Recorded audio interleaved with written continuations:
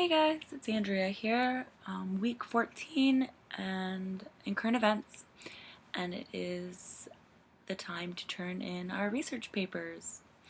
So the topic of my paper initially, or what I suggested, was doing women's rights or looking into how women are treated in a different region or country of the world. And initially I didn't know exactly what I wanted to do, but I did a little bit of research. I looked up, women's rights in different parts of the world, and I was particularly intrigued by Afghanistan because Afghanistan is actually the leading country, or the country that's most dangerous to live in if you're a woman in the world, with the second being, I think it's Cairo. But also, I was interested in choosing Afghanistan because I really wanted to look at it from, the current events, media, and, you know, news source perspective as well, because I think it's interesting how we as American people, a majority of us, have never or will never actually travel to Afghanistan. I wouldn't recommend it anyways, but we probably won't. And so we'll never actually know what it's like to be those women, or what it's like to experience and see what's going on over there in that cultural, traditional, and religious experience, and just living that out. And so, with that being said, the only things that we do really know there, unless we do our own research, is what's told to us through news. And in recent years, the past few years, we've seen a huge negative, kind of more negative vibes regarding Afghanistan and terrorism and things like that. So there's a huge veil of racism going on there, and it's not intentional.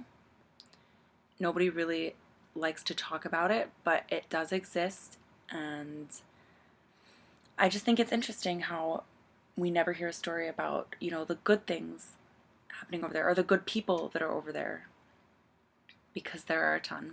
And I found that out through my research.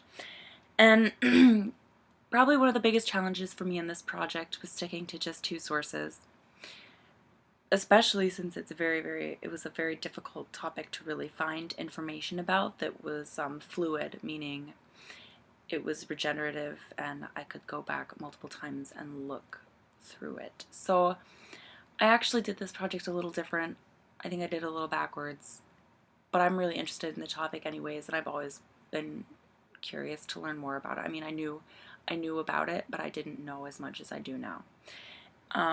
So I went at this project by looking at first case stories, so memoirs, biographies of people who are either women in Afghanistan or people who have had experiences with women in Afghanistan. Because to me, that's the newsiest news you can get. Those are stories from people, real people, who've lived out these experiences and are telling their story. And so I'm really getting a perspective, especially if it's like more in a biography form, because then you really get like all sides of this story from this person's point of view. So it's a very thorough investigation of a story. And then I also looked online at BBC Asia. That was the primary one. Got a couple articles from there. And then I also was interested, like halfway through the semester, we had this assignment with, I think it was the top 25 most controversial articles, or articles that aren't told to the public. And one of them really interested me and I found kind of relevant to my research paper was the top 10, or yeah, the top 10 countries, foreign countries receiving aid from the United States also practice torture, and Afghanistan was number 2 on that list, being $2,200 million annually for the fiscal year of 2014.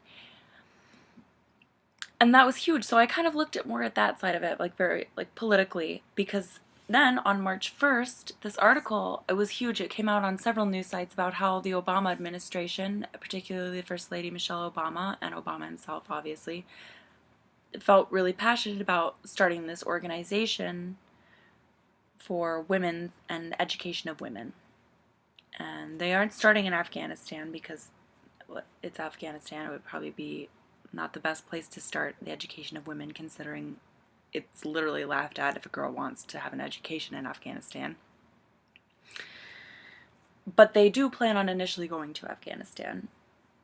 But just spreading the education of women and the equality of women on that level. So I looked into that. I was like, this seems a little counteractive considering, we're donating money to educate women, but we're also pulling money into a country that tortures women.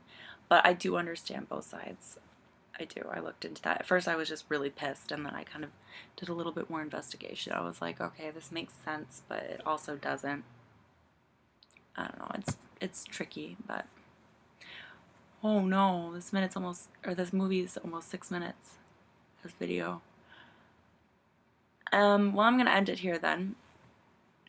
But I did learn a lot. I had a lot of fun writing this. One of the books that I was talking about in my memoirs, it's Kabul Beauty School by Debbie Rodriguez. I read it. It's fantastic. Super, super good.